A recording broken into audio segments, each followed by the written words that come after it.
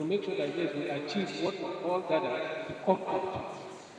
So PPFN and by extension, its umbrella, IPPF, we have been working seriously for the past 70 years for the well-being of everybody, not just in Nigeria, but all over the world. And when EPFN became 50, they decided to come out with this APLS. And this APLS, we've been working with sisters, bodies that are also stakeholders of population and development. And because of that, we decided to make sure that, yes, the secretariat for this APLS, which is a series from 2012 to today, should be the National Population Commission. And the National Population Commission has been doing justice to all the APLS and whatever lecture they must have taken, which is typical a subject in the public domain to make sure that it will bring up debate so as to improve the well-being of human beings. So this year marks 10th year of this annual population lecture series, and we decided to form a compendium. And because of all that the lectures we've been receiving, we noticed that there have been gaps because we've not been looking at the recommendations. So this time we said, okay, we are going to make a compendium of it and look at the gaps and see what we can do to harness this. That's why I'm happy today that, as you can see, the senator on the high table, and we're bringing to you.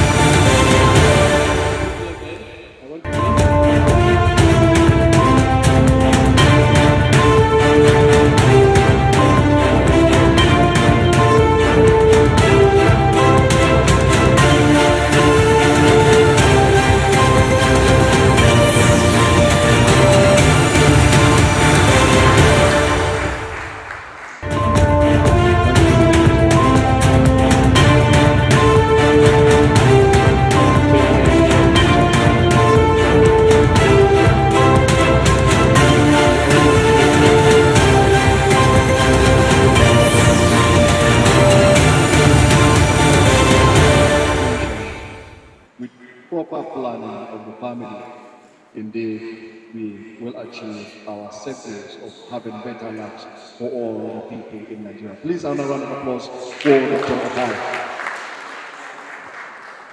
Dr. Otai have opened the next stage, which is of goodwill messages. So, want to quickly check if Bar Nigeria, are you present here in the house? BA Nigeria. Okay. MacArthur Foundation. MacArthur Foundation. Representative. Okay. They are on their way. So quickly, we will be going to the next item on the agenda. For every project that is executed, there is, of course, an idea behind it. And that idea is a process of some persons or group of persons thought that this is the right thing and the right way to go. Distinguished Senator, my able chairman, our royal father, distinguished participants at this juncture, join me as I welcome to the podium to tell us what informed the convening of the APLS that today we are witnessing the 10th series. Welcome, Ms. Margaret Edison, the Director, Department of Population Management and Development, National Population Commission. Thank you.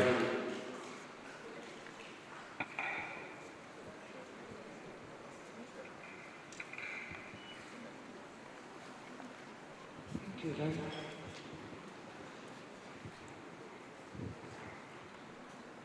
The Senate Chair for Population and Identity Card, the Chairman National Population Commission, our Royal Father here this morning, I request to stand on the already established protocol, and I respect all other dignitaries that are over here and on the other side of the room. Before I proceed, I have taken permission from the chairman, because if we have to put the birth of PL, APLS in context, we have to observe 1 minute silence for late Dr. Ibrahim, who died 2 years ago, exactly on the 11th of July, the day we were commemorating the World Population Day. So by that permission, I just request that we stand, accept our Royal Father and the Senate representative. Let us observe 1 minute silence for Dr. Ibrahim.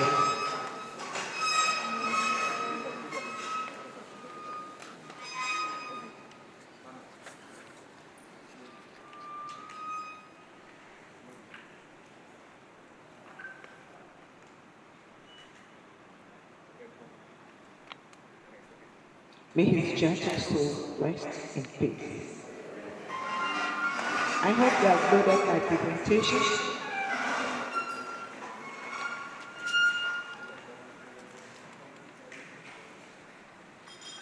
Well, I sent in my presentation yesterday to be loaded, so that's why I didn't come with my laptop to present. So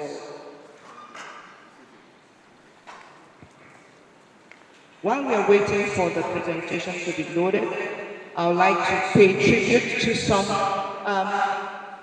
persons that were at the back of APLS. I would like to pay tribute to Dr. Shetima of the MacArthur Foundation. I would like to pay tribute to Dr. Okai of PPFN, the Executive Director. I would like to pay tribute to John Adebite. He used to be with PPFN, he's retired. I would like to pay tribute to Mrs. Charity Ibeawuchi. I would like to pay tribute to Chinwe Onomono. I would like to pay tribute to Joshua Adams of the Federal Radio Corporation. I would like to pay tribute to Chinyere.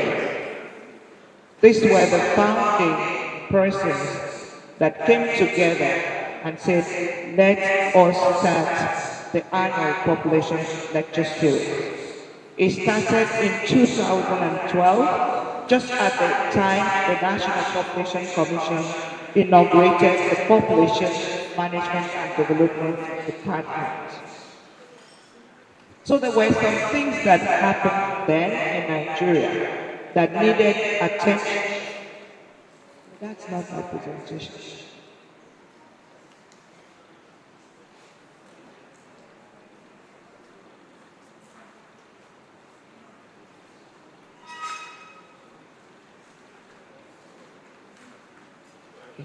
I'll read it from here.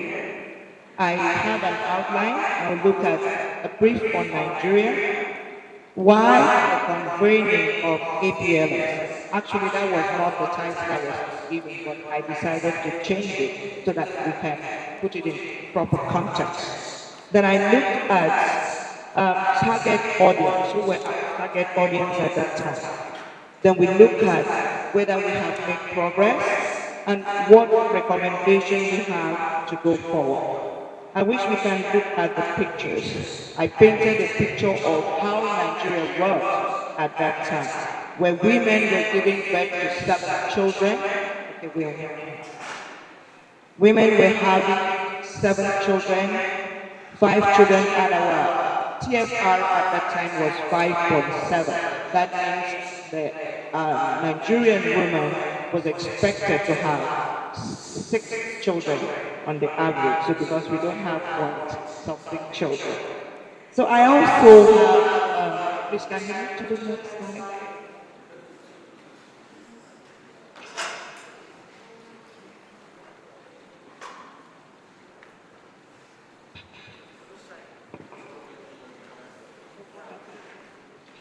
That's what happened in 2012, the number of women and children in poverty. So we now put it in perspective. This is how Nigeria looked at that time. We were implementing the 2004 population policy. Our population at that time was 140.4 million. Our modern contraceptive prevalence rate was just 10%. We still have a youthful population where 70% were under 30 years. We also have teenage pregnancy was very high at 23% at that time. The next slide. Yep. So I'm not going to go through all that Nigeria looked like at that time. Our maternal mortality rate was 576 over 1,900 at that time. And 20% of our women were not having access to family planning. That means unmet needs was high. The next slide. So I also gave a picture in statistics how things were at that time. I put them in the zonal rating.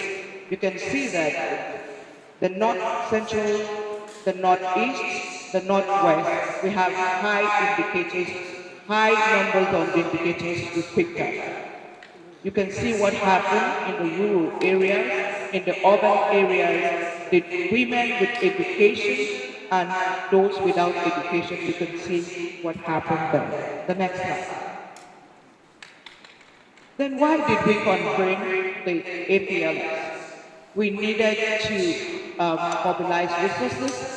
We needed to arouse consciousness of our people on the problem we have with our population. We needed to ensure constructive engagement across board to look at many things. We needed to look at our rapid population growth. We needed to look at the high fertility rate, which at that time was 6 children per Nigerian women. We needed to look at our age structure, which I have already mentioned to you, that 70% of our young people were under the age of 30. So we needed to look at many other things, education, the girls who are giving birth when they are supposed to be children. The next slide. So who were our audiences at that time and still remain the audience to implement APLS? The policymakers were our first target because we needed to talk to them to give us money to fund population and development issues, particularly family planning. So we needed to be strategic, we needed to have policies in place, we needed to have the conversation with the people at that level. We needed to talk to leadership closest to the people, like our royal father, religious leaders. We needed to talk to the different segments of the population. Why? Because we wanted them to change their behavior towards having many children, to appreciate having manageable population size or family size. Next slide. And by doing that, we needed to move from quantity into quality. So what were the major expectations at that time when we established the APLS? It was for us to manage our population. We needed to manage our population. We needed to bring down fertility rates. We needed to look at child marriage, children that are married when they are supposed to be children. We needed to look at the education of girl child and many other variables at that time. Have a little bit that I want to read through. So next slide. So continuing. So we needed to continue looking at how to shape our population to move away from quantity to quality. And why are we focusing or were focusing on population management? Was to improve the quality of life and standard of living of the people of Nigeria, including migrants, including refugees, including population in conflict situations, which is the overall goal of the national policy on population for sustainable development. The next slide. So this is where we are now, 10 years after. Has anything changed? For modern CPR, we have only moved 2 points, from 10 to 12. We have been able to improve a little bit on maternal death, from 576 per 1,000 live birth to 512 per 1,000 live birth. We've been able to improve on unmet needs for family planning, but the improvements are very insignificant. Next slide. So this is where we are now. I also put it in a pictorial context. Next slide. So who makes up our population?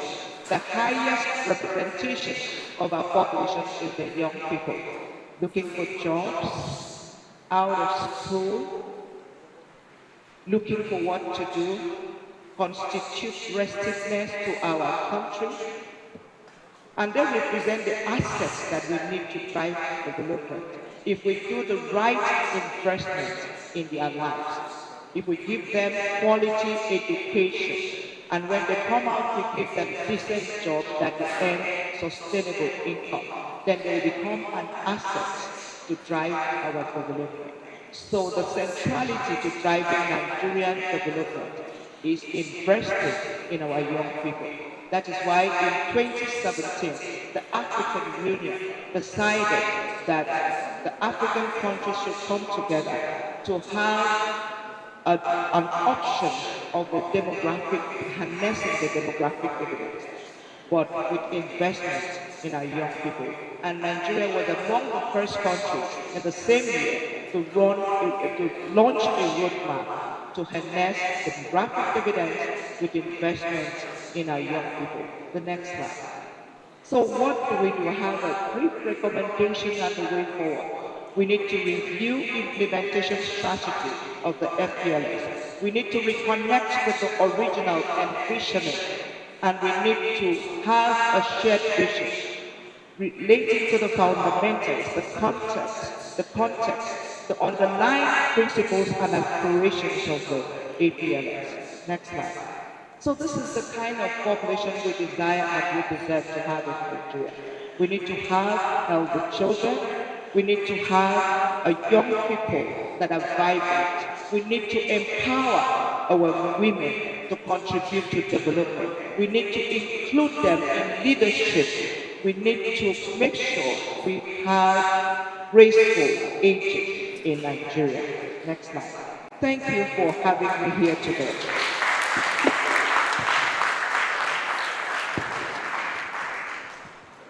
Margaret Edison, the Director of Population Management and Development there, reiterating the place of investing in the population. And of course, the goal, the vision of the APLS, today the 11th series, meaning it's in its 11th year, and the goal, the vision still remains the same, to improve the quality of the life of the population. Please have a round of applause for the visionaries of the APLS. Thank you very much. Distinguished invited guests. This time, of course, I would like the ovation to be loudest. This gentleman, despite his busy schedule, despite the tight national assignment that have been listed before him, he took out time to be here with us because of the importance they attach to what the APLS is all about. Join me with a resounding round of applause as I invite the Senate Committee Chairman on Population and National Identity Management, distinguished Senator Abdul Ahmed. You're welcome, distinguished. In the name of Almighty Allah, the most beneficent, the most merciful, the chairman of the National Population Commission, Your Royal Highness, the Doma of Doma, members of the High Table, distinguished delegates, distinguished invited guests, members of the press, ladies and gentlemen.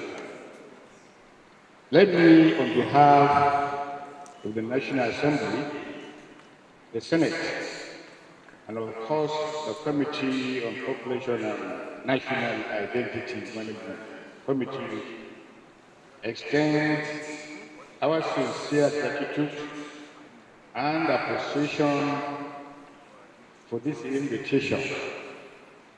It is important to acknowledge this is a very important endeavor. Endeavor in the sense that data is so important to the lives of every nation. Data, especially the demographic data, is so vital that it is almost impossible to run your life activities without this data. So that informs us that at every given time, in every given opportunity, you as a person need to reflect on your own. How many people are in your household? How do you feed them? How do you clothe them? How do you educate them? How do you give them healthcare amenities? These are all in line with what we are trying to do in trying to make sure that we do not just estimate, that we have a near accurate data. How many of us? How many women do you have in Nigeria? How many youth do you have in Nigeria? And in trying to understand that, how do we prepare for tomorrow? What do you do to the children population that needs to go to school? What do you do to the population that needs healthcare, especially women and children and the aged? So all these information are so important. And having been the committee chairman in the last 2 months or so, I have no doubt in my mind the National Population Commission has prepared so well to the extent that they are almost at an advanced stage of holding this national census. And what they lack this year was the political will, which was in attendance of another occasion at the villa when the current president, Ahmed Bola Tinubu, almost gave out a positive outlook that is going to conduct the census. And that is something that we need to take home with. The president being an outgoing person, the president being a person that is so exposed as to the need of planning. It is important that he says what he says to underscore the importance of the census and to make sure that we are also in the Committee of Nations who have been having their census as a review. It is a very negative picture to say the last time we had census was 2006. We are the largest country in Africa, the biggest black nation. We must understand at every given time, the entire world look at us as an African leader. The African countries look at us to lead the way. But here we are over 17, I'm going to 18 years. We are almost just guessing. Today, no figure that will not be rendered outside there as to how many actually are we? How many are we? How many are the population of the youth and the women and the children? How many households do you have in this country? I think with the documents and the various machines that this population commission has been able to acquire. I have no doubt about that. That we have almost have almost 80% readiness to be able to conduct this census. And in line with that, it is also important that if we don't conduct this census in the next 12 calendar month, that means every effort, every manual spent, all the money spent would have been washed away. So it is important that as a policy, the government look at the positive and try to build it. It is also important to do two things, and they are very critical. One, how do we get this message to Nigeria? The message and the messenger are critical and vital to what we want to achieve. Those who are canvassing for this population must be able to be upright. And the messengers who will go and do this must be people who are knowledgeable, who are informed, and who can also be trusted with what they say. It is no longer news that we are living in a very difficult times in this country because of our attachment to our close sensitivities. We are very, very sensitive to our ethnic background, very sensitive to our religious attachment, and very sensitive to our regional equation. So it is important for those messages, for the messengers to go out there and clearly in a way that people will listen, with people who are very serious-minded Nigerians who can say this, that the national population census is not about which ethnic group is bigger or larger. Far, far from that. It is not about whether Muslims are larger than the Christians or the Christians are larger than the Muslims. It is not about that. It is not about whether Lagos or Kano is the largest state in Nigeria. No. The entire gamut of the population is something that must come to the table for planning of tomorrow. Our tomorrow. We are today living our today. So if you don't plan for our tomorrow, you are planning to fail. You are planning to fail yourself. You are planning to fail your son. You are also planning to fail your grandson and kids get on board. Until we get this message clearly something, people will begin to look at this census with reservations, with content, with no clear vision. So it is important that this lecture continues, and the delegates, you must find a way of reaching out to the target audience. Who are the target audience that have this reservation? Of course, those people are the grassroots. And it is not right for those who are carrying these messages to challenge the status quo. And what do I mean by this? If they are trying to bring people to life, if they are trying to make people reason, what you need to do is to show people the benefit. Example, if you tell me not to have 10 kids, you must be able to show me the benefit of having 3 kids, 4, 5 kids.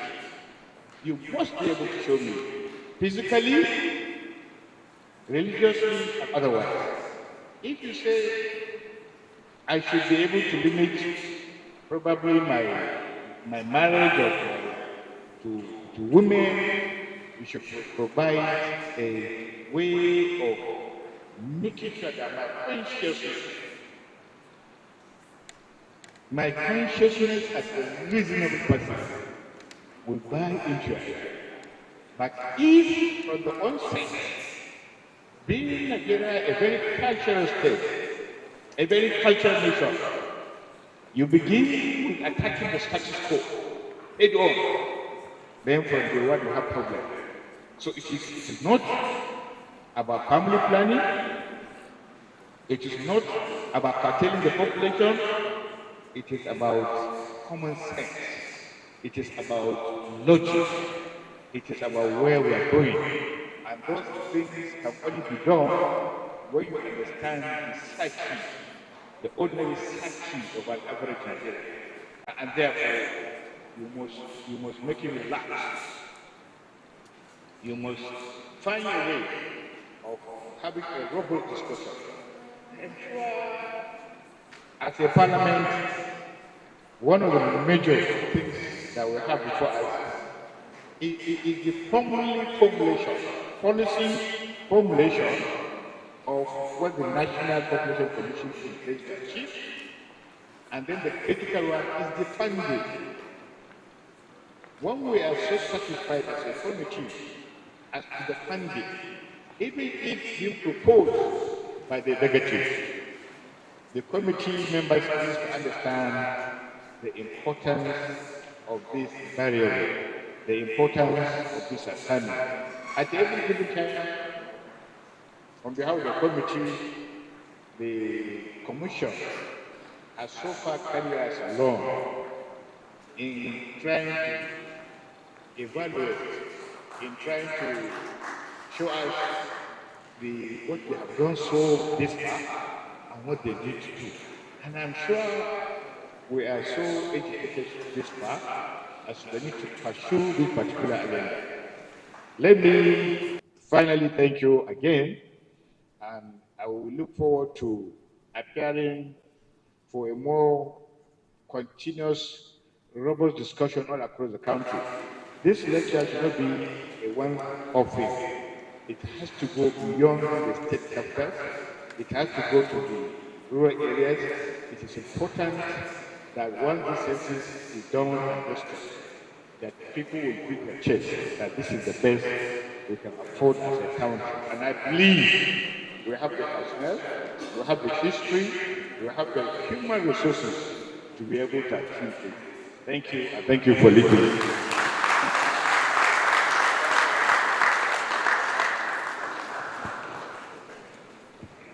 Distinguished Senator Abdul Ahmed Mingi, the Chairman, Senate Committee on National Population and National Identity Management, with the statement as a special guest of honor.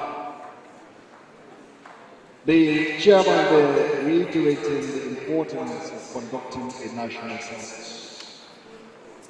The census data is a building block with which policymakers will use in building the economy of our dear nation. It is the tool that will be used in planning for an all-round development. Please have a round of applause for the distinguished senator there. And he concluded that the commission to succeed, it must speak the language the people understand. Thank you very much, and thank you indeed.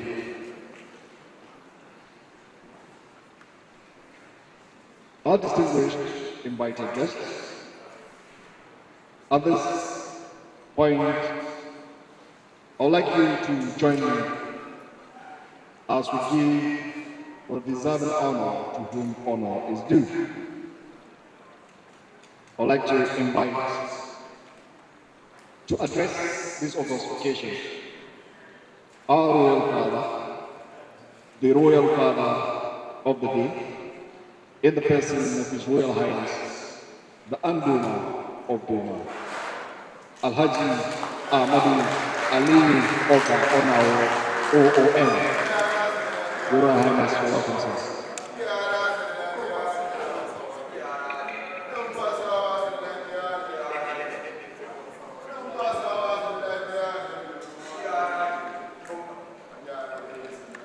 Distinguished Senator Abdul Mingi, Chairman of the Senate Committee, the Population Commission and National Identity,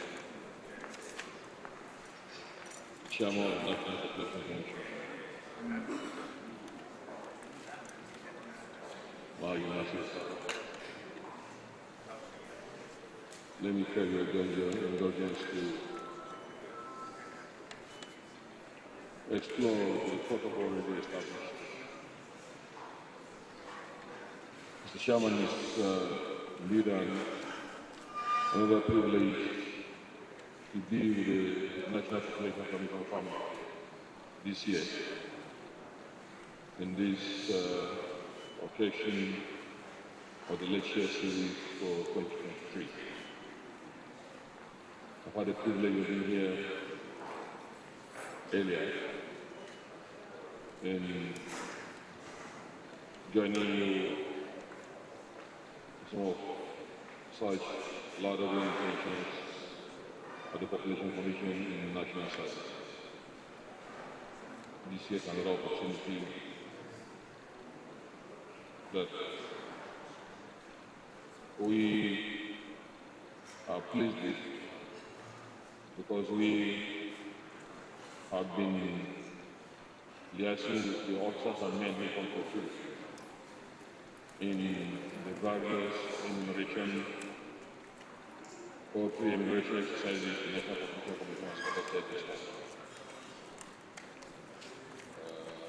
Designing your EAs and all of those aspects of the efforts towards the national support.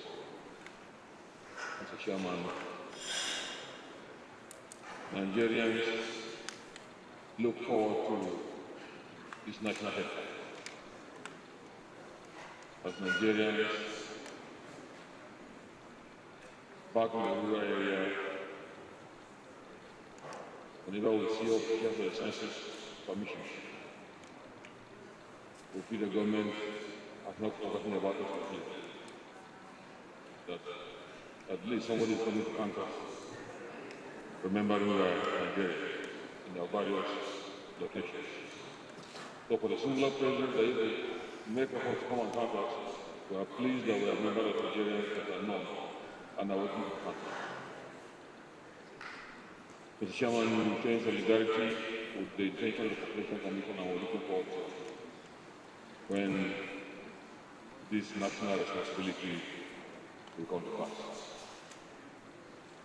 And we hope, by the grace of God, we'll be very lucky this time around to get it very, very right. Especially that there's no nation in the world that does not depend on the activity of the Population Commission. Any policy initiative, policy implementation is predicated on the material we capture and we deliver for national policies in the globe. So we pray that the National Population Commission, by the grace of God Almighty, will be guided by the hands of God to deliver in this national service sector for the good of our dear nation Nigeria. Mr. Chairman, let me add my very humble thoughts on what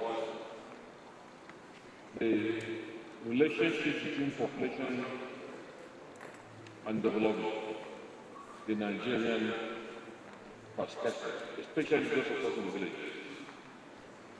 Our narrative might be different from those of us in the city, because the convenience in the city is different from our reality in the village. So our thought process might differ a lot, especially that on the one hand, until now that I'm sure the electricity is fairly more robustly stable. Back in the villages, you don't see that at all, almost for the whole year. If we are lucky and our senators and members of the House of Reps decide to go on to the villages, then we'll see what happens. Our roads, the villages, I'm sure most of us go back for Christmas or Sallah in our various homes. When you leave Abuja, I'm sure our testimonies are the same. The route to the villages are a little bit on the rough side.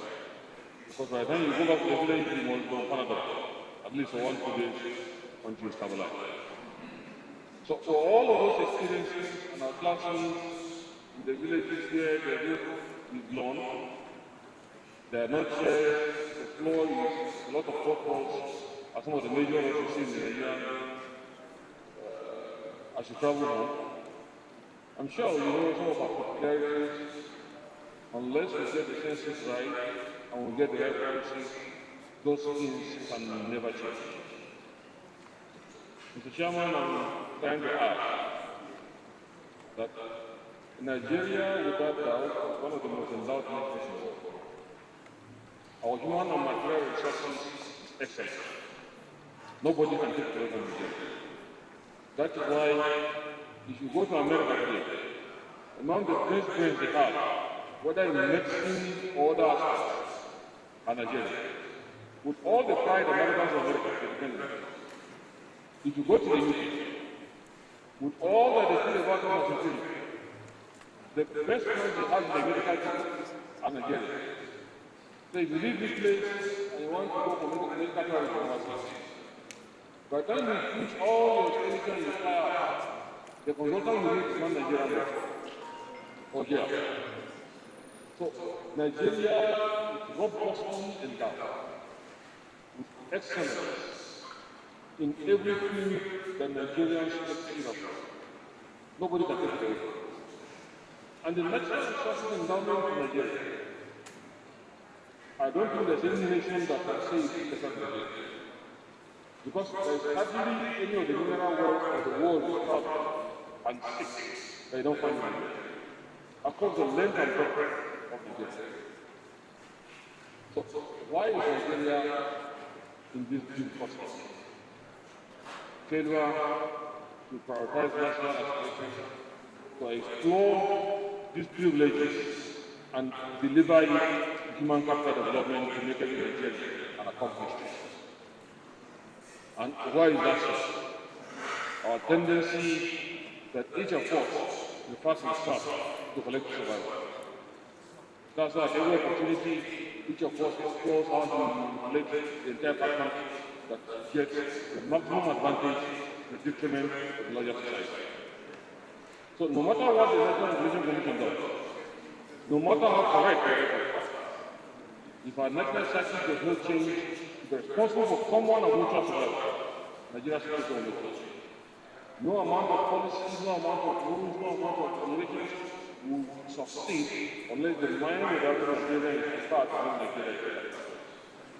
That's why if you see us in the queue outside Nigeria, we are the most behaved and responsible people in the world. Forget about the few that top colors, do the wrong thing. The average Nigerian outside Nigeria is the most responsible person in family. Especially those that have professional class in the regions that they are living in. So if we are so dedicated and responsible everywhere, it means if we prepare ourselves to South Nigeria and make it a better place, it can be among the best nations that everybody wants to come. But until we change our psyche and prepare to contribute positively to nation building, there is no correctness to offensive work, there is no beauty of policies, there is no amount of institutions on the ground that can make Nigeria a better place to live the psyche and state of mind of Nigeria. As the Nigerian has decided to be conditioned to be in the larger interest of the nation than the South. So what is undoing us, Chairman, since the government is part of the top today, apart from census, headcount, development of social element, for why the census is conducted, I thought I should also draw attention to the fact that at the end of this big job of bringing us together, just try and say the mindset of Nigeria was better than it is today for the census figure and its correctness be able to impact positively the future of Nigeria. Other than that, for all the good talks that will come at the end of this gathering, with the mindset of Nigerian nation, we won't see anything good at the end of the gathering. Especially that we are in exploring and exploiting very unfairly in national discourse and governmental side, the issue of our tribes and our religion. Wherever you come from in Nigeria, if you are poor, you are poor. If you can't pay school fees, it doesn't matter what kind of religion. If you can't afford hospital, it doesn't matter what kind of religion. If you don't have access to the village, your relatives die. So it doesn't matter what the tribe or religion is in your region. What should you have made your going forward? What will every Nigerian do, beginning now, in support of the intentions of government, that keep religion aside and look for excellence as the one person that will do Nigeria better. That we should keep our tribes and regions aside and look for the best among all of us and package them together to deliver a Nigeria that is for the good of all in the very near future and beyond. Unless we change our minds and refuse to be deceived by the manipulations of those who exploit it and enjoy it. Displaying religion and trying for purposes of manipulation and their own intentions, this country is not moving forward. So I think, that at the end of it, after all the explanation of how the headline was succeed, after all the record stops and the intelligence solutions that will come, the Nigerian mindset will please change and make national survival and collective good the main preoccupation, not the individual. Because it's individualism that has led to everybody wanting to amass, and the struggle to amass by everybody withering Nigeria's capacity for national survival and economy. May God bless this intention and this gathering and this Nigeria.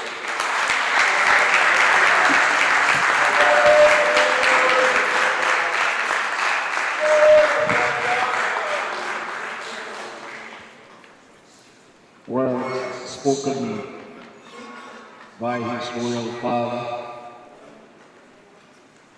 that he is. We must, as Nigerians, do away with those tribal sentiments that have kept us where we are today. We must come out of those things that centrifugally pull us away from what development should be, devoid of tribe, religion, or any inclination that you might have. He also lent his voice to the conduct of a national census. For that is the platform, if Nigeria indeed wants to launch into its space in the development arena. Distinguished invited guests, my dear participants, please can we give our royal father another round of applause. Thank you very much. Thank you very much, sir.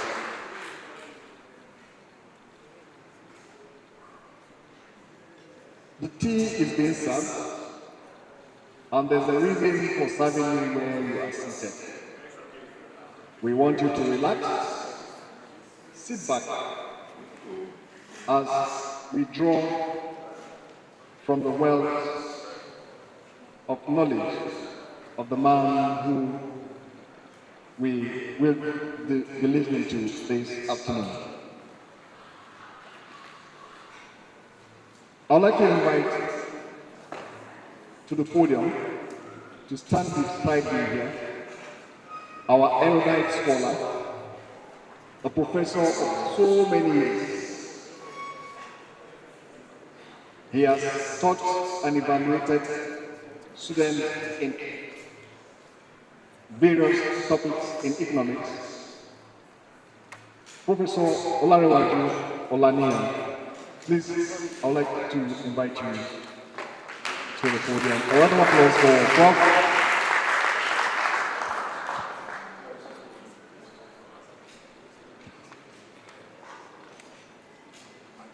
On page 11 of the program of events, we have there a brief on this gentleman scholar standing beside me here this afternoon.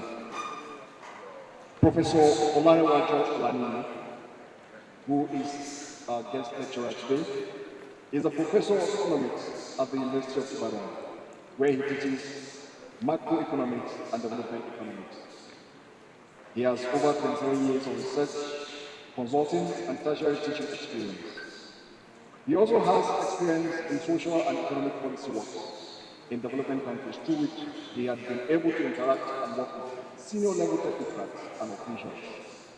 He was a member of the high-level advisory committee of the SDG Academy of the United Nations Sustainable Development Solutions Network, New York, USA. This was after serving as a member Academic Advisory Committee of the Academy from 2020 to December 2021. He is a council member of the National Transfer Account (NTA) Research Network, University of Hawaii, USA, and has been conducting research into national transfer accounts, poverty, inequalities, and generational economics since 2001. During 2003 to 4, he led a team organized by the National Planning Commission of Nigeria to prepare the social protection policy for Nigeria. He was a team leader for Nigeria on another 5-country study on shaping social protection in Nigeria. The National Transfer Account approach between 2008 and 2011.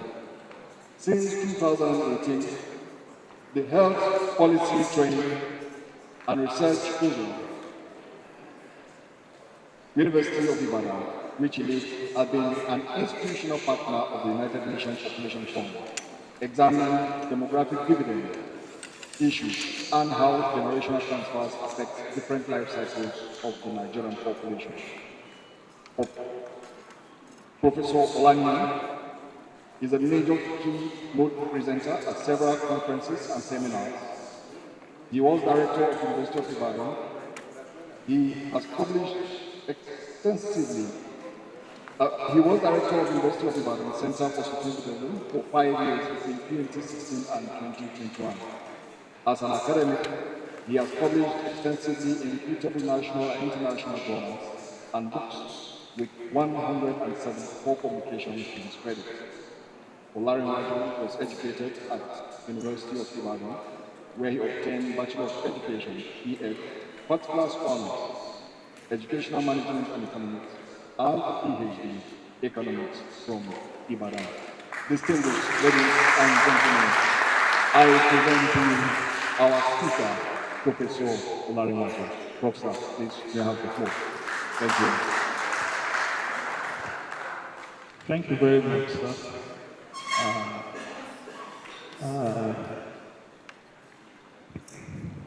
The National Chairman of National Population Commission, Honorable Nasir Safara. Thank you, sir. Our Royal Father, Your Highness, the Andom of Goma, the Director General, Mr. Tessie Ojogo. That's the full name. I call him Odates. The distinguished senator, other members on the high table. I can't proceed without mentioning especially the president of our association, Population Association of Nigeria, Professor Roda Mundi. All other protocols duly observed. It is a pleasure to be here. And as I was coming, I said, this is population and it involves everybody, and we are all involved. In my house, we use democracy. And I told my wife and children, I have only 5, that we will, for every decision we will be voting. And they agreed. And because of equity, which some of us like, I told them that the children will have one vote. Their mother works more than them, she will have 4 votes. As the daddy, I will have 10 votes.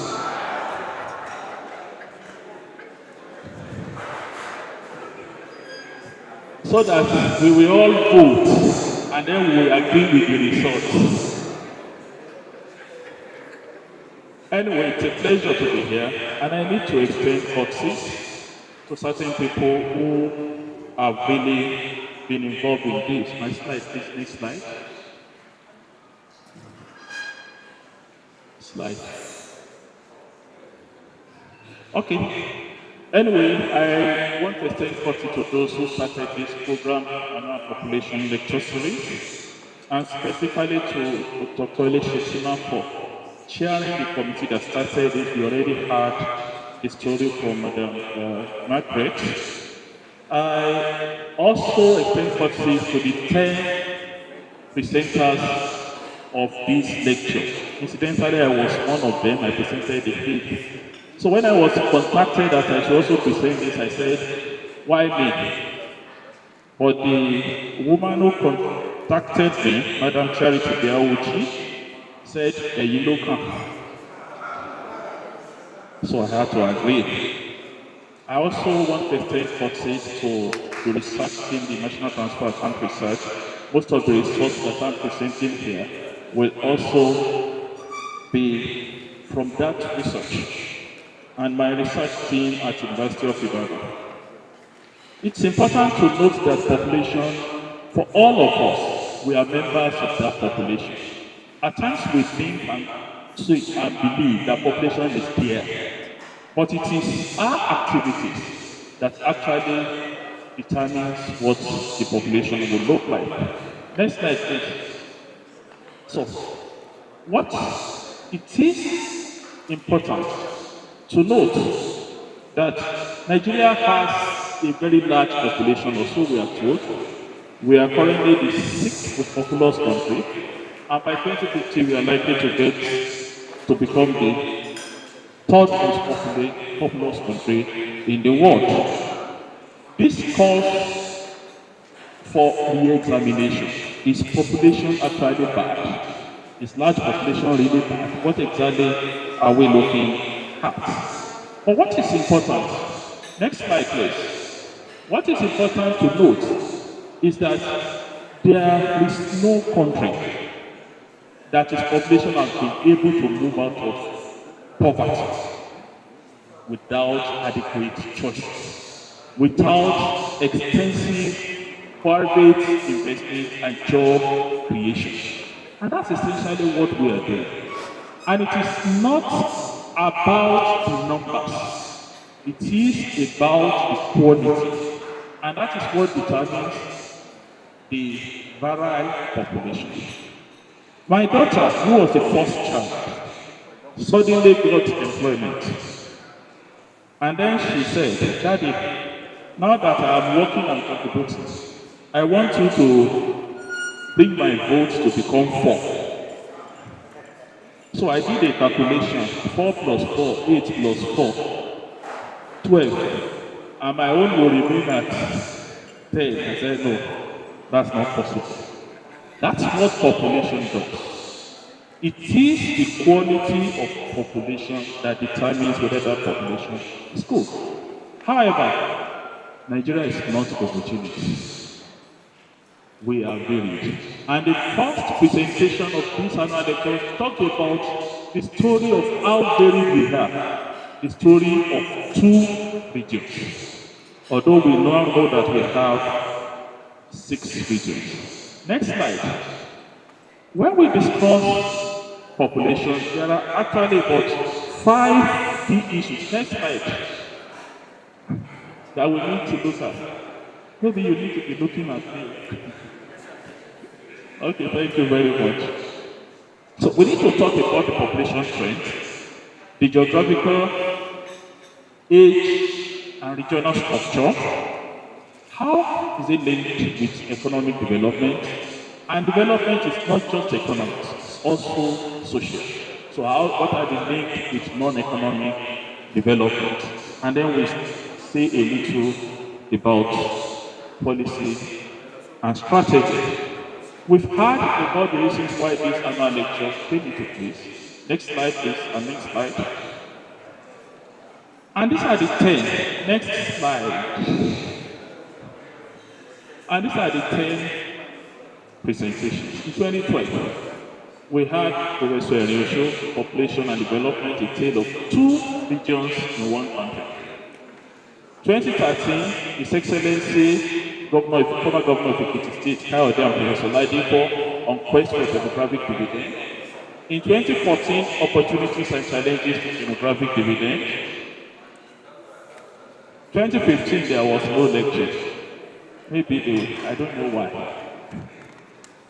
But in 2016, the Deputy Secretary General of UN, Amina Che Mohammed, was presenting, followed by Ogunju Ife, 2017. and Professor Atesua said Noah in 2018, myself in 2019, Gueva 2020, Ibrahim and Jalingo 2021 and 2022.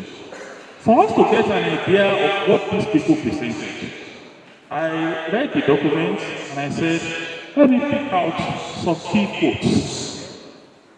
And that gives me the direction of the thoughts of those who made the presentation. In the well-written document by Professor Eriosho, where he talked about the different regions and the performance and what is being done, he submitted while he was closing. He said, at the desk where I sit, I have learned one great truth. The answer for all our national problems come to a single word, and that word is education. We have been treating the symptoms rather than the disease. It is absolutely necessary to bring Nigeria out of the woods. So his whole submission is that there's no way we can move forward without education. And let me state that in his paper, he did not talk about just education in schools, universities alone. He also talked about the education that we need to give to ourselves. His Royal Highness just talked about mindset change and what we need to believe, which is also another type of education. The next person in 2013, and I also have a quote from them. His Excellency Fayemi said that the government should embrace and understand demographic challenges as priority, formulate wise, favorable, and innovative policies, supported with actions and resources that will promote investment that have a direct bearing on fertility decline. And that was supported in the presentation by Professor Ladiko in 2013, that at the center of the explosive population growth are young people, one of Nigeria's greatest resources. The attention to the unique needs of youth population could not be timely. Because as at that time we realized that the youth are becoming very important. And when youth form the largest proportion of the population, it is both an opportunity, a challenge. And that is the essence that leads to the idea of the demographic dividend, which is in their paper. The demographic dividend don't just occur. It happens when the largest proportion of the population are within the working age. And when we get benefit from it, we call it demographic dividend. If we are not able to get that benefit, we call it a demographic boom. Demographic doom. I believe that we are not heading towards the doom, and that the dividend is what we are going to harness at the end of the day. Professor Akiyemi, in his own submission, 2014, also submitted that investment in education, improvement in girls' schooling to delay marriage, nutrition to increase cognitive capacity and energy to boost workers' performance and investment in aid and other infrastructure are key drivers to stimulate the expected benefits of the demographic transition. Again, education. And that's because when human beings are born into the world, they are just resources. And any resource is not useful until it is developed. So human capital is important, which comes out of education. Ajamina Mohammed submitted that as a country, we need to begin to an urgent advocacy and public enlightenment for the country. Public enlightenment, education again. To prevent the impending demographic upheavals. These demographic upheavals include the consequences of migration, rapid urbanization, environmental degradation. For now, all hands must be on deck. For the first time in the presentations of the annual lecture, somebody mentioned migration. It may not be important at that point in time, but I know today we have added another lexicon to our English language, Japa. It is, a few months ago, I was also considering discussing with my wife whether we need to Japa or we need to remain. But eventually, when we realized that our passport is Nigerian passport and we don't want to leave the Nigerian passport, we have decided to stay. Professor Ogunjuibe, 2017. And the key quote from this presentation is that most of government policies to regulate the population have not yielded any tangible results, probably due to some reasons including the monolithic structure of our country that has made no provision for its socio-cultural diversity. If you look at that statement, it is related to the first presentation by Professor Erishu, that although we have a country, and there is a country, but our country is not homogeneous. So we need to make sure that population is tailored through the activities of different regions.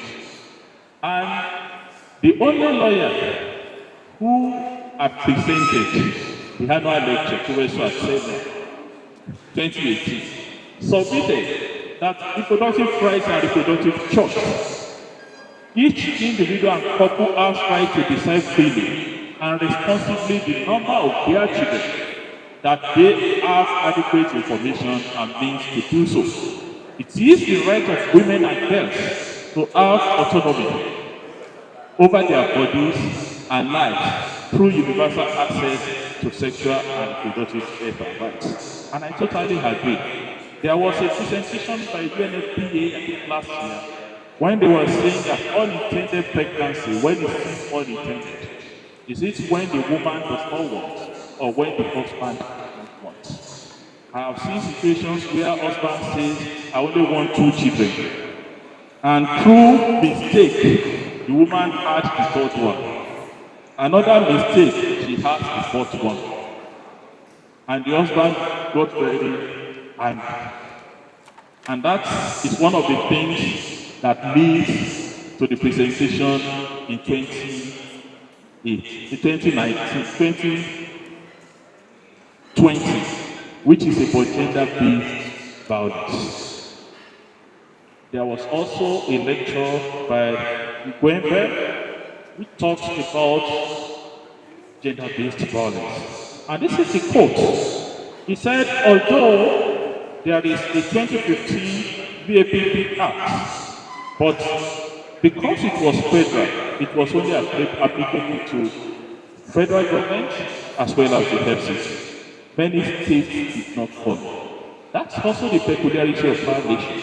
As we decide on population issues, we find out that everybody is not on the same page. The federal government is not on the same page with many states, and states also have their priorities. And these priorities can become a big issue. In 2021, the key quote and the presentation by Professor Jibril Ibrahim is about security. And he said, for too long, national security has been equated to state security. And state security is viewed as the security of those who occupy a position, and not for everybody. And as a result of this, it has created problems, not just for the people who are not protected by security, but even those who are protected by those security. In 2022, last year, the National Population Commission came inside, and that was the only time that the presenter of the lecture came from inside. And it's no other person than the census manager of the National Population Commission, Mr. Jalingo. And he said, and that's the key quote. So what's wrong with my...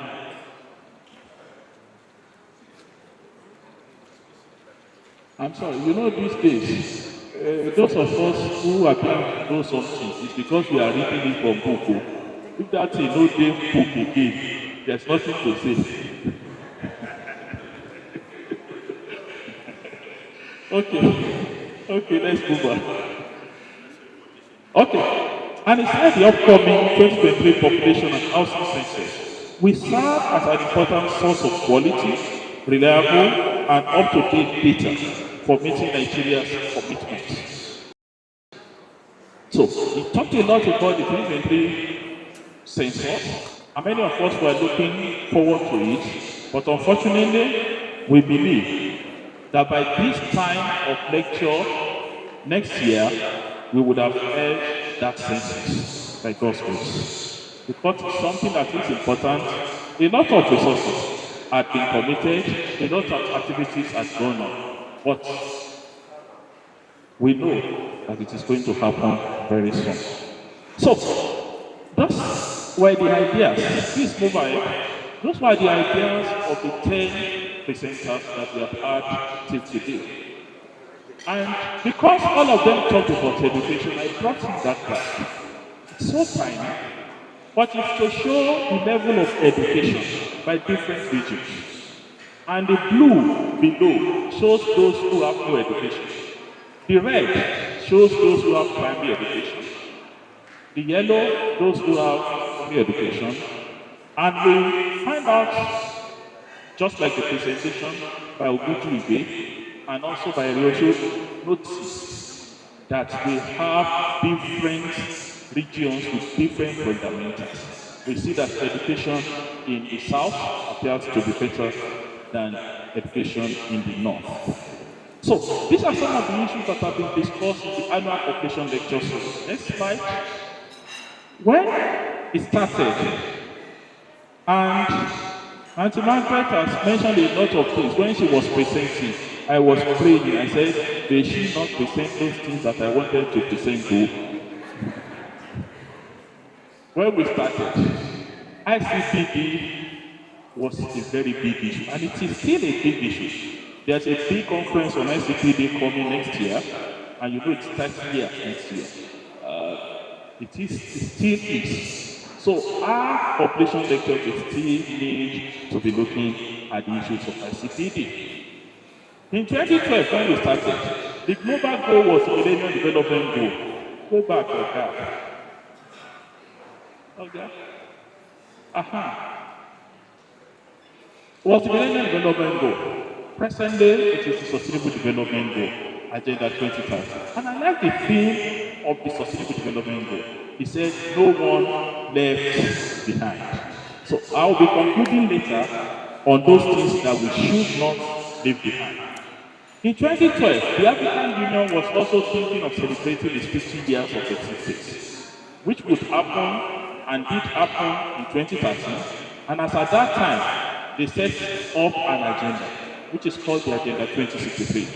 One of the key issues of the agenda, I think, the strategic agenda 5 or 6, talks about the belief in Africa and what human beings can unleash on Africa. Africa has the largest proportion of youth among all the regions of the world. And we know that if these youth are put to work, if they are engaged, and if they are productive, then there is no region of the world that can be like Africa. So, we now have Agenda 2063. The Nigerian nation was also thinking of how to unleash its huge population, because at that time we already know that we are big. We had a plan, we call it Vision 2020, that by year 2020 we will be among the top 20 countries of the world. This is year 2023. By God's grace, we will be among the 2020 nations, top 20 nations of the world soon. We were not thinking of census in 2012 because we just had one in 2006, and census we thought was 4 years away. So don't let's start thinking about it. Down the line, because 11 years after, we are still struggling on how to have it and when to have it. The fourth aspect of that question has been largely answered on how to conduct a good census. I'm sure the MPC has done a lot of that. But when to have it is still an issue that we are struggling with. So if we look at the population lectures that we have had, the 10 of them, we can categorize them into 4 key themes. The first one are those who have examined the population strength, 2012, 2016, and 2018, by Professors Ryocho and Professor Sedwa and Madam Amina Mohammed. The second issue has to do with demographic dividend, which is 2013, 2014, 2017, and 2019, and then violence, peace, and security. And the last one is on census. So these four issues are still very important and they are still very much with us. Because the problems that we identify with those four issues are yet to be solved. And unless we solve these problems, we cannot say that we have achieved. One of the themes of this year's lecture series is to say, what can we do? What have we been doing about the results of these lectures? How can we take it forward? And what are the things that we need to do differently? Despite the fact that we have had these 10 lectures, there are so many things that we can still do differently. Next slide, please. That's the population. I don't want to go into that. Go to the next one. And also to tell us, to reiterate about the rapid growth of our population. In 1950, I compared UK and Nigeria. UK had about 13 million people, more than what Nigeria has. That was 1950. By 1980, we don't overtake. By 2020, UK has just about a third of the population of Nigeria. And that is not strange. We all know the dynamics of population growth. That is determined by the fertility rate. Next slide. And the fertility rates of different countries were shown. Many of those countries were on the same stage, between 5 and 6. And you will notice, why are you fine? Okay, sorry. You know, I'm sorry for behaving. You know, teachers have a way of behaving. If it was to be my university, I started teaching primary school, and then we used to scale. Now, scale is not accepted. Anyway, 6.35, and that was 1960. Go down the line, all of us on the same stage, the same countries. Next slide, please. And Nigeria has also moved. We have TFR of 6.35 in 1960, and by 2020 it has reduced to 5.42. We tried, but others left us behind. Because every other country in that stage have moved to a TFR around 2. So that has implications. And that's why our population keeps on increasing. But if you look at that 5.42, it tells us if Nigeria has not made rapid progress. But if you check the next slide, oh, okay, it's a different slide. You find out that the economic development is not going to be determined by the number of people, but it is going to be developed by the structure. How many people are children? How many people are youths? How many people are adults? How many people are early retirees? And how many people are elderly? Countries that are prosperous are countries that have a large proportion of their population within the adult workers. Because when they work, they earn, they produce. And when they earn those income, it is that income that they will use to support themselves, support their children, and also support the elderly ones. Go to the next slide. Let's check what this looks like for many countries. And we start from countries that are showed the other side.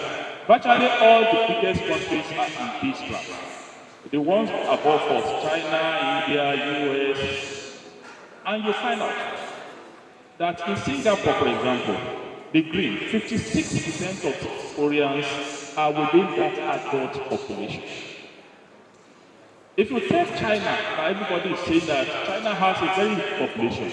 53% are within the adult population.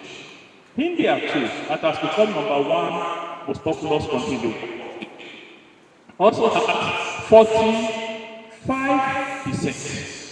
Nigeria, we have 33%. So it's only 33% of our population that is working to earn income, to support themselves, and support the remaining 67%. India, 53% are working to support themselves and support the remaining 47%. I think that should tell us a signal of relationship between population and development, but it is not in the numbers. It is about the structure. Where are we? The 33% in 2020. The National Bureau of Statistics told us that a third of them are unemployed. So a third of 33 is remove it, we remain 20. They said additional third are underemployed, remove it. So in reality, the reason why it appears as if we are not making it is because it's only 11% of our population that are working to support themselves and support the remaining 89%. It's no wonder if many of you are like me, I no longer ask when they pay our salary. I only know when I receive certain calls. Prof, I say I should treat people. When I receive that message, I look at the date they have paid us salary. Because those are people who say, Prof, give us something. But it is known from this graph. Because the number of people that you have to support, and I'm sure I'm not talking for myself, I'm also talking to many of you. So let's look at the next slide, and that's going to be very interesting.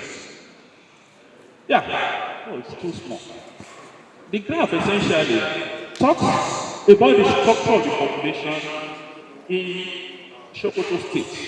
Because it's not the same. Move everything, next one, there are 6 graphs there. So I can talk about them together. I have just a few minutes left. If you look at the structure of those states, the first one in Sokoto State, children are 50% of the population. And it is only 16% of the population of Sokoto State that are fully employed. The implication is that in Sokoto State, 16% are working to support themselves and also support everybody. So it's no wonder. The last estimates of poverty in Nigeria, Sokoto State has the highest poverty rate. Not because they are not working hard, not because the population is too much, but because the number of people, the proportion of people that are working is extremely low. Compared to a state like Lagos. In Lagos, which is down below, in Lagos, 32%, double the proportion of those that are working in Sokoto State are working in Lagos State. So when we look at different states in Nigeria and we look at the proportion of its population that is working, it is easy for us to determine how population determines the economic development of that state. And we have done the same thing for states like Kaduna State and Lagos State. Trying to compare them. It will interest us to note that more than 70% of production in Lagos State is made by people who are within the prime production field. But they are only consuming about 45%. Next slide, please. Move all the slides so that we can move quickly. It's also small. I apologize for the way I've drawn my graph, my slides. So what you notice is that despite the fact that 73% of Lagosians are the ones who produce, work, and earn income, they are only consuming about 46%, which means that 30% of their income are transferred to either the younger ones or the people that are older. It's different from Kaduna State, for example. In Kaduna State, 68% of the income is generated by those prime working age, and they are only consuming 33%. The implication is that they have less to be able to invest. And what that tells us is that during the prime years, when people work, they are able to have what we call the first demographic dividend. And the first demographic dividend needs to translate into the second demographic dividend. The second demographic dividend is dividend that you enjoy. Because during your working years, you are able to get income, acquire assets, and then retire. And during your retirement age, Instead of spending your labor income, you start spending your asset income. Every individual should become rich before they grow old. Unfortunately, the structure that we have is not making people to be rich before they grow old. And that's why many people have decided that they need to migrate. And migration happens not just within the country, but also outside the country. I try to show some information concerning migration in Nigeria. Next slide, please. And if we look at that bar chart, not the story, the structure of population in different states are different. I've just put 4 states. In Lagos, for example, we'll find that in Lagos State, only 19% of people residing in Lagos State are Lagosians by origin. 81% migrated there. The alternative is Imo, where 97% of those residing in Imo State are origins of Imo State. That also has implications. And the implication is that where people move to, they produce there, they contribute to the economy, and the economy enjoys. In the past, people used to move their body back to their villages, but no longer. People have decided that they move everything, including their children. No wonder you'll find that people move to a particular location in the country and they no longer speak even their language. And I've seen that. It's not just out of Nigeria. People move from Yoruba land to Tiv land, and the children can no longer speak Yoruba. If we look at the structure of our constitution, and on the basis of this annual population series, I think it is important for us to start teaching our children. Oh, sorry, I'm looking at the people here.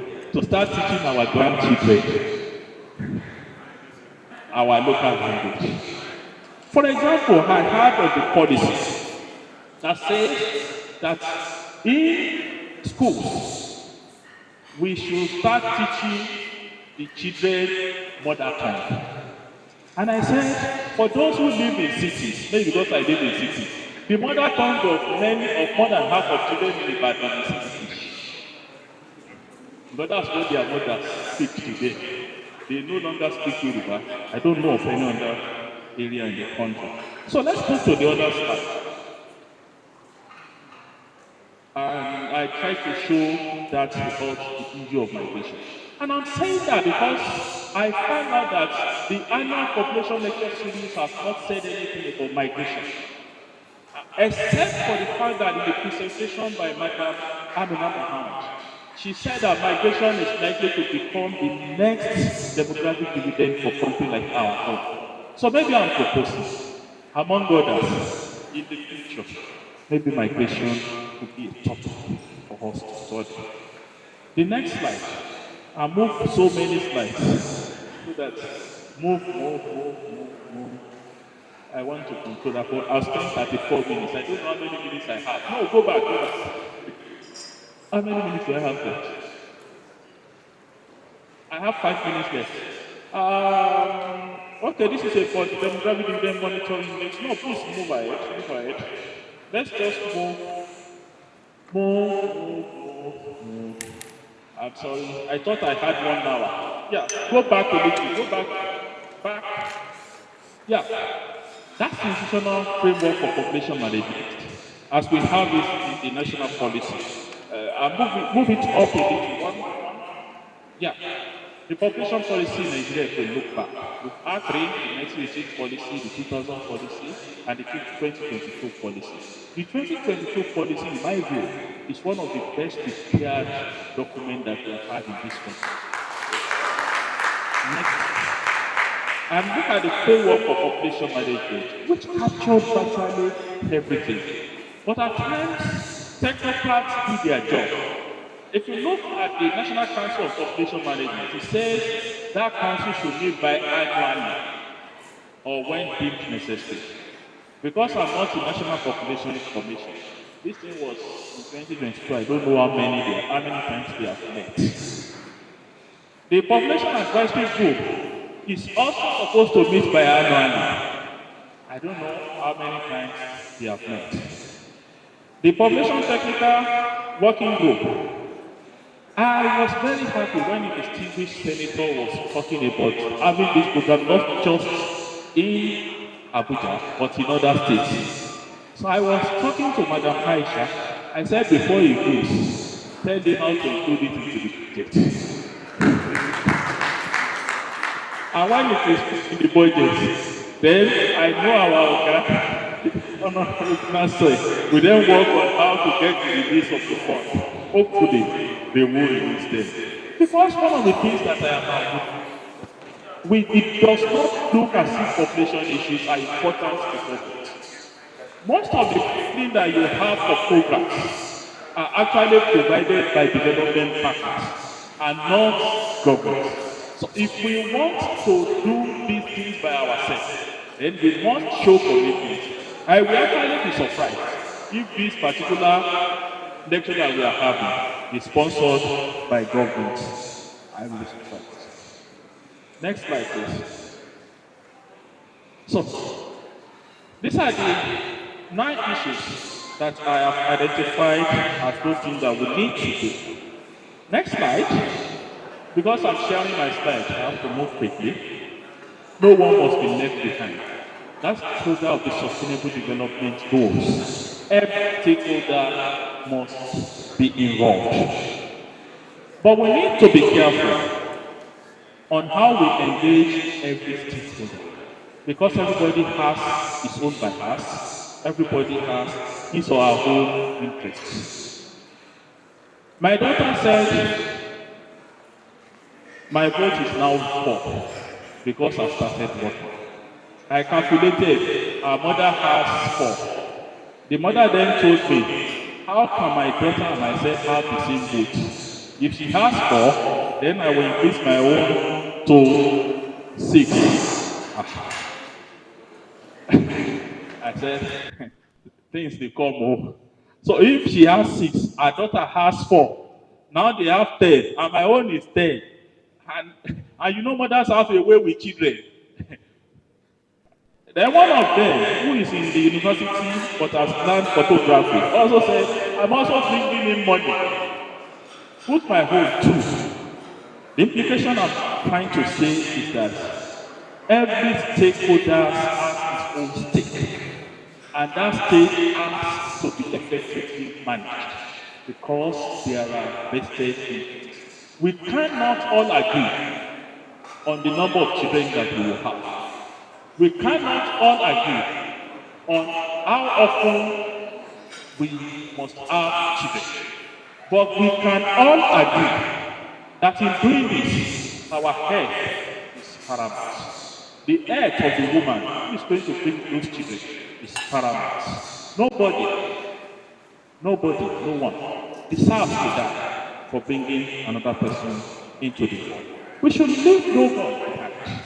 And move to the next slide, please. No woman must be left behind. They must have opportunity to determine when to have children, how to have those children. But you know, at times, there are laws that can also prevent people from making unnecessary and frivolous mistakes. We should leave no child behind. There must be adequate human capital. Every youth must be integrated into the society through empowerment. Who want to jump back should not be left behind. I think we should allow those who want to get out of this country to get out of this country. However, what we need is a policy to capture them so that we ensure people are able to migrate responsibly. I think we might make a unit within the federal government that determines and puts quality on the organizations that are taking people out of this country so that people can migrate responsibly. Next slide, please. We should leave no prime adult behind, and every adult willing to work should get work. We should ensure that apart from the fourth demographic dividend that focuses on youth and women, there is a second demographic dividend, which is about those who are in older ages. Many people in older ages are suffering. Our elderly persons are suffering. We should bring in policies that ensure that we do not leave them behind. As I am closing, there are certain issues that I think recent experiences say we must bring them to forth.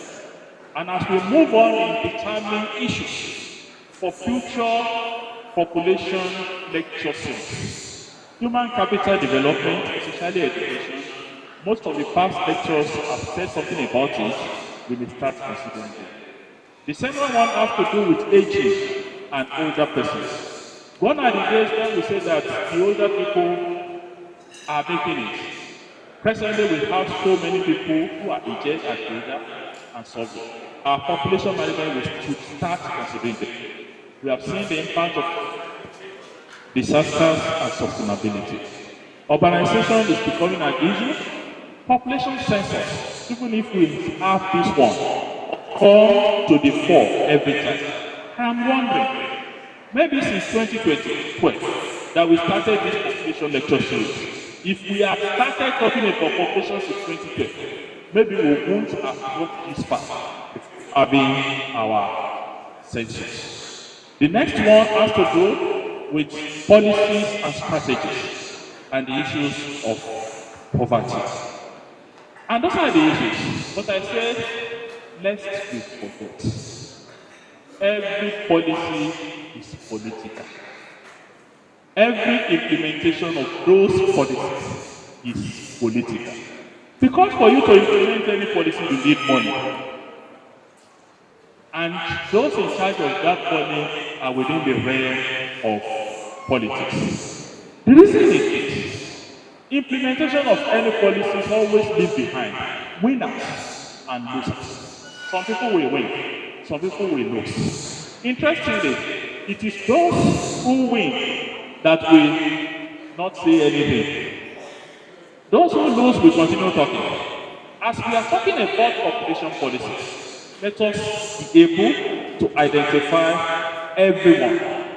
Political leaders, we always not want to ignore populist sentiments. And there are populist sentiments that are driving population action in this country. So it then becomes a catch-22 for many political leaders. Do I do this and lose popularity? Do I not do it and retain my popularity? It's a catch-22 game. The political and vested interest of different stakeholders is big, and maybe one of the future lectures to consider it. Interest is important. Vested interest is more important, and some of these vested interests determines what we do and how we do them. Thank you very much, Mr. Chairman.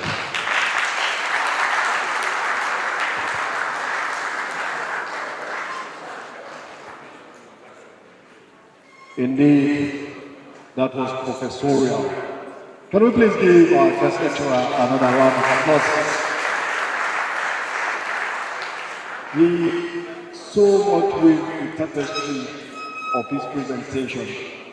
From the beginnings of the APLX, the lectures presented, weaving them in fine colors and arriving at where he landed. And of course,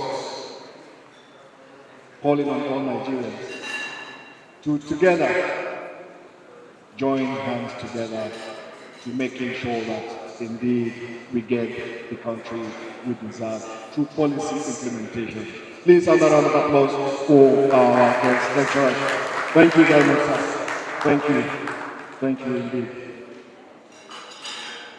Of course, what he did was a summary, and the APLS have thought it wise to put all of that together in a compendium. And before we do that, the official launch of the compendium, I would like to invite the Director of Legal Services, Barrister Mrs. Chioma Ome, and the Director of Human Resource Management, Haja Rabi Salau. They will be performing a quick task, decorating our distinguished members of the high table.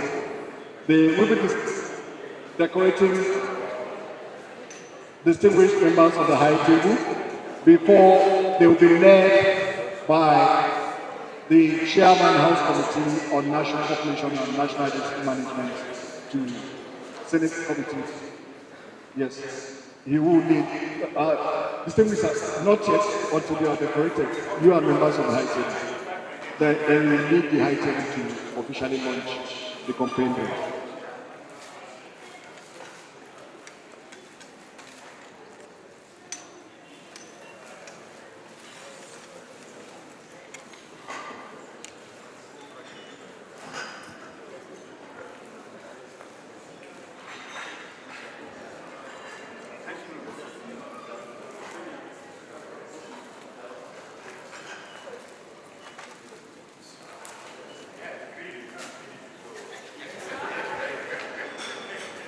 The Nigerian census, of course, is digital.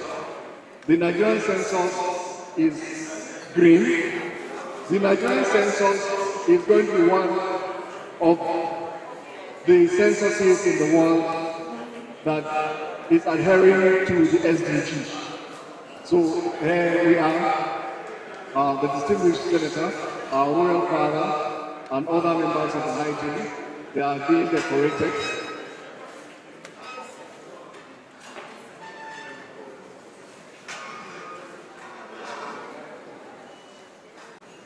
They are decorated in green. Our country is green. And we will be having a green census.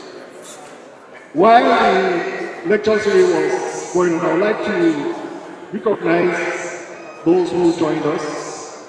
The Honorable Black Commissioner representing Oyo State on the Commission of the National Population Commission, Dr. Oweleketv Oweleketv. Dr. Sir, you are welcome. And you also will be part of those that will be decorated.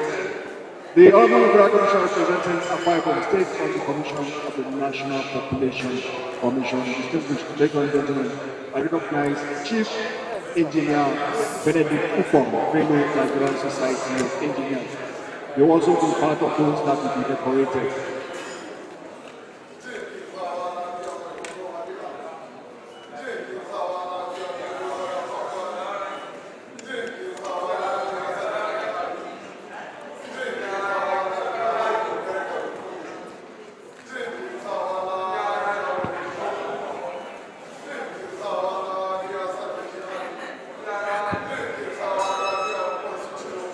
The chairperson and the royal father of the day,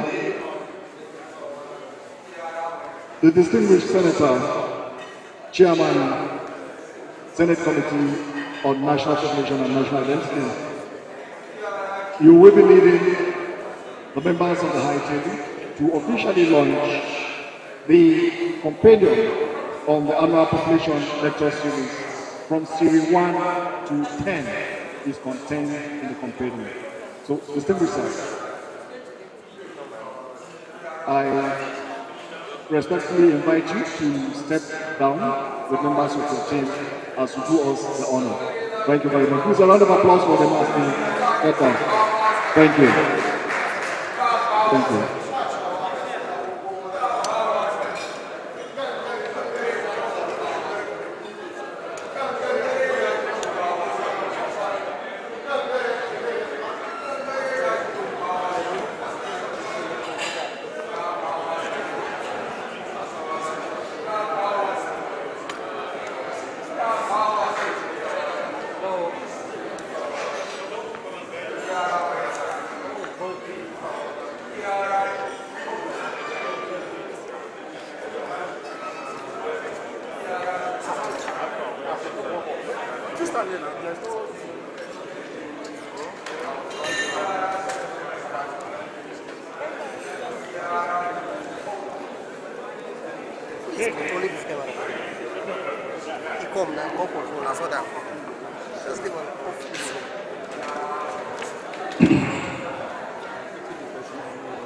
In the name of Almighty Allah,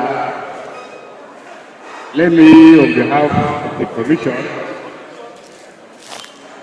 and the invited guests, launch the National Population Series Lecture from period 1 to 10, 2023, to the glory of Almighty Allah.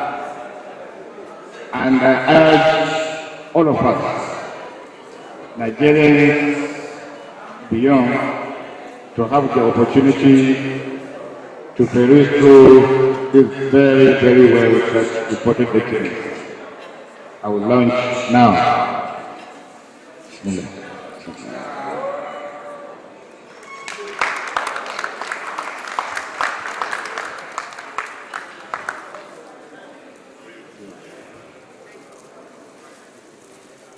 APAS Annual Population Lecture Series, a decade of dialogue on population and development in Nigeria, 2012 to 2020. So, launch. Thank you very much.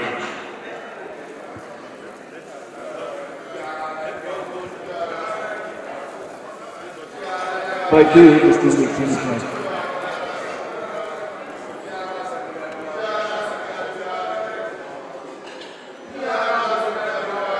Distinguished Senator Abdul Ahmed Lingi officially mentioned the compendium on APLS from 1 to 10, series 1 to 10. Thank you.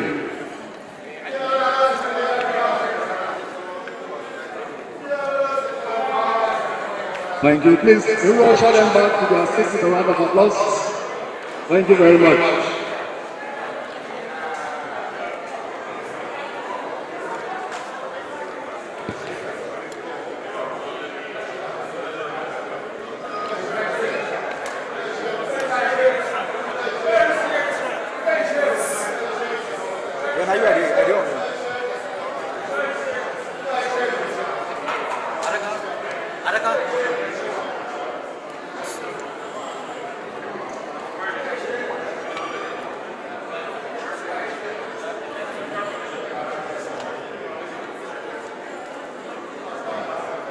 Please, as the distinguished senator departs, let us know that the program continues. We will be having the panel.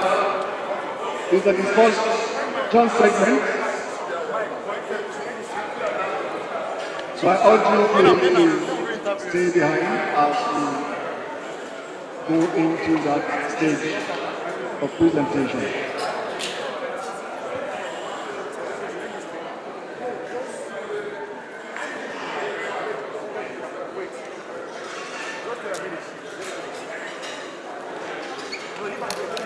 They don't move now.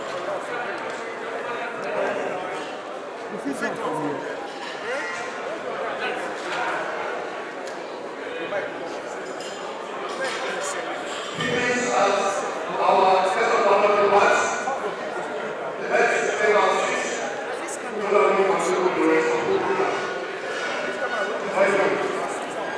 Make him do interview now.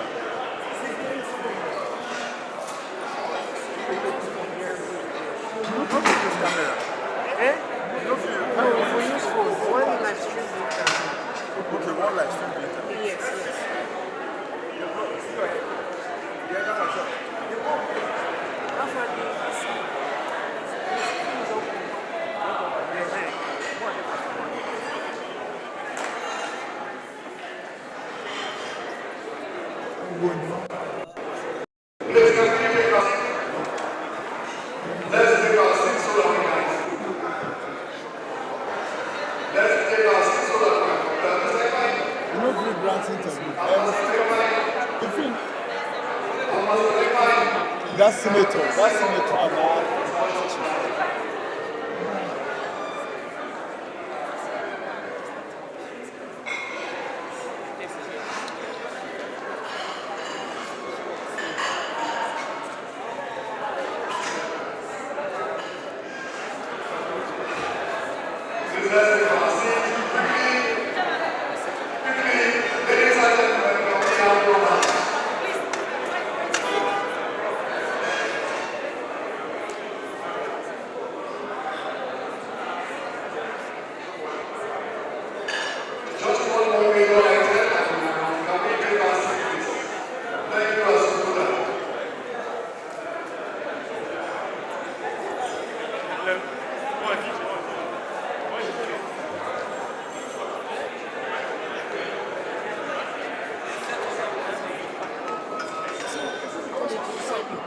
Distinguished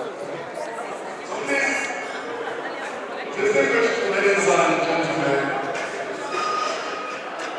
we are going into the social session and to moderate that session. To join me as I invite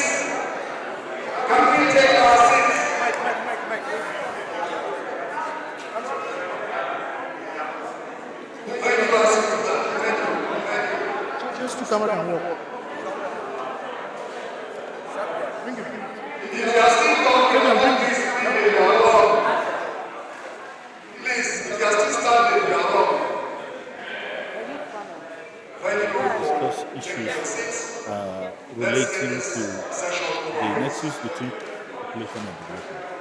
And as we know, there's a lot of connection between population and development. And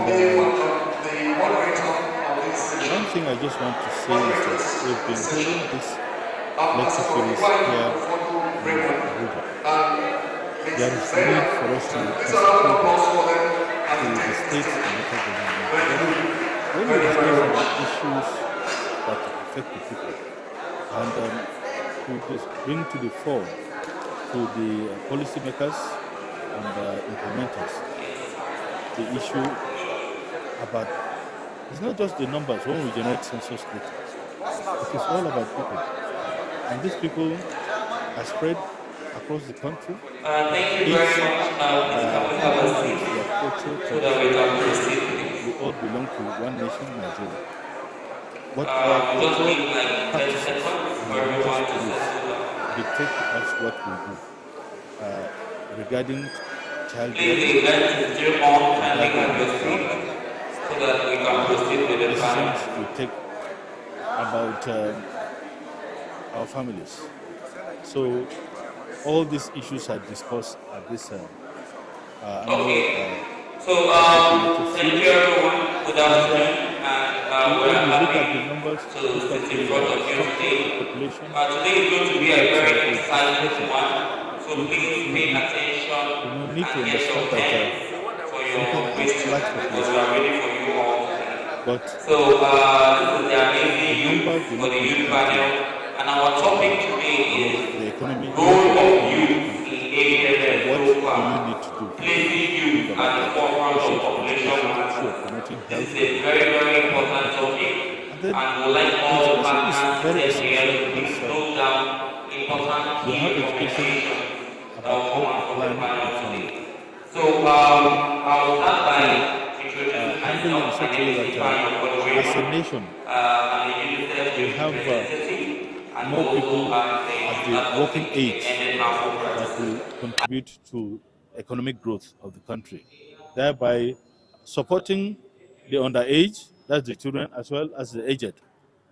If we are able to do that, our country will prosper, either working here or even exporting our human capital.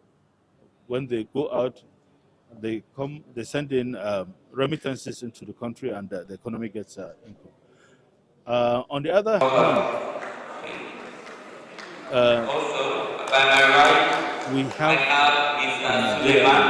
Africa, Mr. Suleiman is a communication huge consultant with youth focus population. on youth policy formulation, 70% of our and he population is also in consults Africa. with Black Yes, among Federation this of youthful Nigeria. population, there are Welcome, Mr. Suleiman. those that are working. But a lot My right also, below I have Ms. 17, Latifa. Ms. below 18 Latifa is a public health analyst, actually and she's burden also working with those National that are Population working. Commission. So we You're need welcome.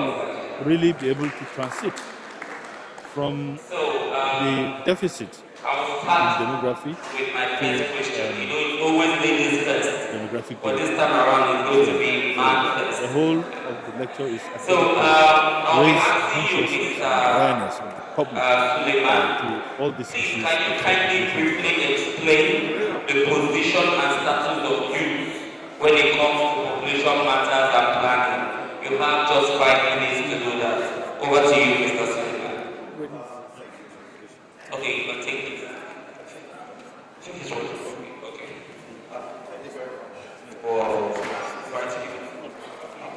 Thank you very much. You know, the National Population Commission has been ready all along. We've been asked to postpone the census so that the new organization comes in and takes ownership and drives the entire process. Thank God, our brand new president, Ashwaji Bola Tinubu JCM FR, President and Commander-in-Chief of Nigerian Armed Forces, has taken the lead. He has assured us of his support, not just once, even at various public forums that he is going to support the commission. We're working the budget, the timeline, and everything to be incorporated into the full budget. And then the timeline too, very soon we'll get an approval from him of the date. So that when he makes a proclamation of the date and the intention of government to conduct census at a particular date, then we know the nation is now aware, and we all mobilize ourselves to prepare for the full-fledged census, which is, we all know, digital. And also, we've decided we're bringing the process because of all these climate changes. There is that disconnect that exists between older generations who are dominated in the politics and youth who are trying to get involved in that space. And that's something that we actually need to find a way to bridge, which is one of the places that we're having some significant problems. That's understanding of what are different realities are. Then there's the issue of security. For every case of insecurity in Nigeria currently, more than 90% of the people who suffer the most are the youth culture, which is actually something that we actually also need to take a look at as well as a country. And then there's the issue of access to affordable healthcare. Affordable healthcare, if you look at other countries, especially in the UK, who are managed to attain any information to reach we are still struggling to even attain people at the local level. 50% from the government, which is actually very important. And the world involving waiting for any kind of policy children. So, as the professor has said, funding is fundamental. And the awareness, that's you people now, to take it down. All that we have talked about, all that has been discussed, we need now to put into action. And that action is reaching that rural woman, that uneducated woman, as you call her, to get to know what is it in for her. The health of her child, her family, how she will even use it to fight for the climate. I'm for climate change. I know that climate affects the population and it also affects on the health of the child and the mother. So funding, awareness, more action now we want to move into translate and implement all that we can see. Thank you so much. We'll start by saying the National Population Commission will use the platform of the thank you so much for that very insightful discussion. Solicit information thank you for taking us to the necessity of youth do they know that's the attitude? Do they know that is the knowledge? Do they their attitudes, does it affect the climate, does it impact on the climate, and then practices, what do they do that now comes back to them as impact of climate? You're welcome. My name is Aisha Abdulaziz Adamu, a Director of Population Studies and Coordinating Director of Population. Now I'll move to you. Again, Ms. Latifa. I would like you to briefly tell us what are the recommendations and advice you will give policymakers in the room today. We still have a lot of policymakers here, regardless of our high table, but we still have people around that are listening to you. So please tell us, what are the recommendations you will give policymakers in the room today on youth inclusion and participation? Why are you taking over?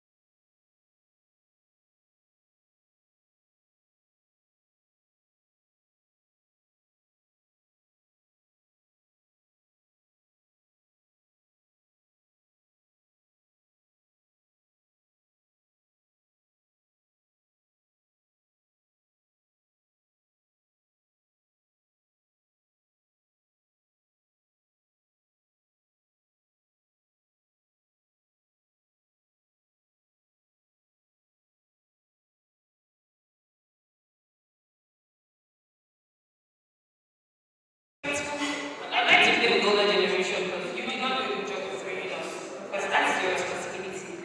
Also, in the Nigerian government today, we have less than 1% representation of political officers that are below the age of 30, which does not speak well for a generation, for a nation with over 70% below the age of 30. I would like to take an example. Former President Yakubu Gowon became the head of state in this country at the age of 21. I would like to ask a question, please. Do you see any youth at the age of 21 becoming president of this country in, let's say, 2027? I really doubt, because we've not been given the opportunity, we've not been given the encouragement to speak out, to do what we want to do. You hear excuses like, oh, they're inexperienced. How do we get the experience if you don't give us the chance? They don't know what they're doing. How do you know what you're doing if you don't show us what to do? If you don't bring us into the inner circle, you do things, you make policies, you have meetings, you do things, and you don't bring in the youth. There's always a disconnect between the two generations. And now we are the forefront of technology, and that's what's driving the nation. AI is the future. And now if the older generations do not leverage on all those things, there's no going forward as a country. And now we need to come together, work together to take this country to the next step. And I would like to say again, AI is the future. The earlier we start tapping into it, the better for the country. Thank you so much, Latifa. You have indeed taken us into the advice to give policymakers when it comes to youth discussions. And like you say, access to technology and digital tools is one key area that policymakers need to adopt. Every young person should be learning enough to know how to access the internet, how to find solutions to problems, and we should also have access to innovative investment where youth that have great ideas can actually come up and be funded, and that can ease the unemployment situation we have in Nigeria. So thank you for that amazing topic and point and recommendation. So I'll move over to you, Halima.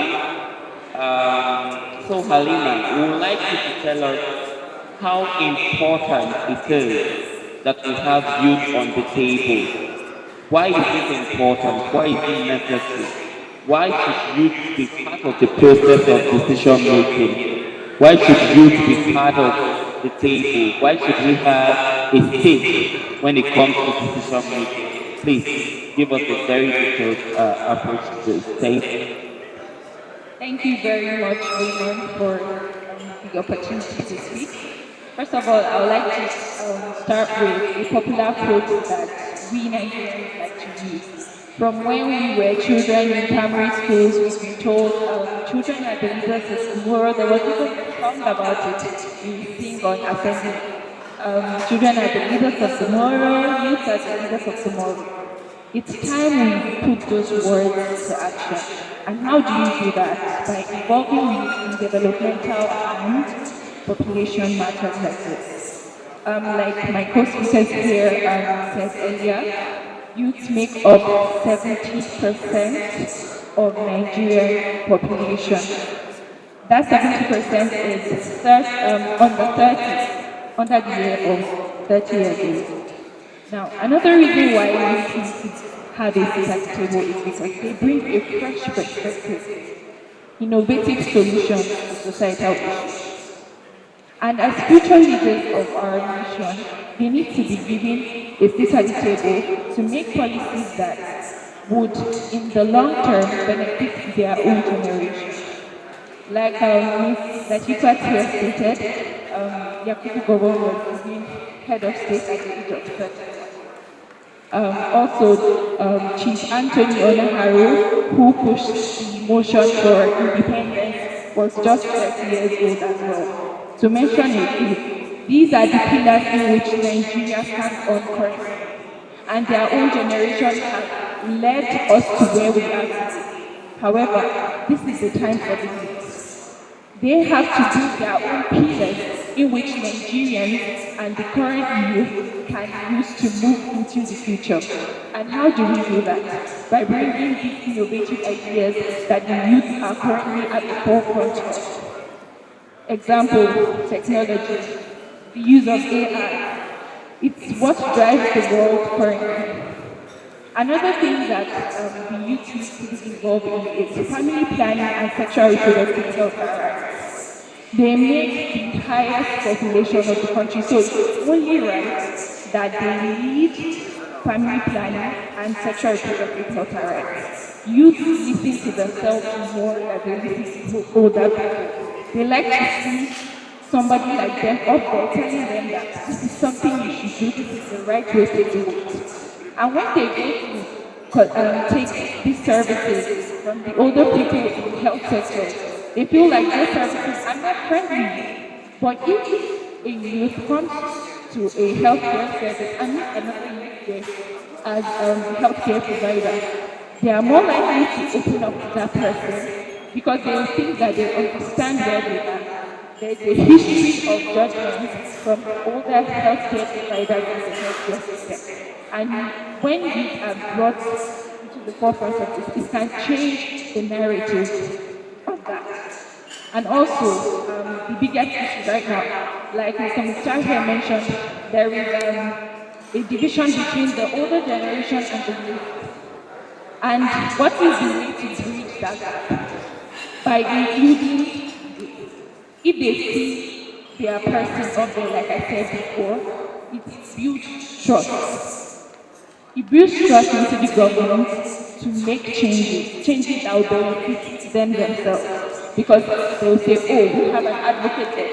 This person is going to take care of us. This person is going to talk for us. This person is going to speak for us. So overall, we need to include youth because they are the future. And they will not only benefit this present generation, they are going to increase inclusion and how we are doing as a nation in general. Thank you very much. Thank you so much, Ms. Halima. And our dear audience, I hope you all are paying attention. Because if you don't ask us questions, we'll ask one by one. I hope you are paying attention. Visit our So, website at thank you, Halima, for giving us a very deep www.oweleketv for a insight premium of journey. how necessary it is to Oweleketv have a good voice. Rising Star So, of the going to my final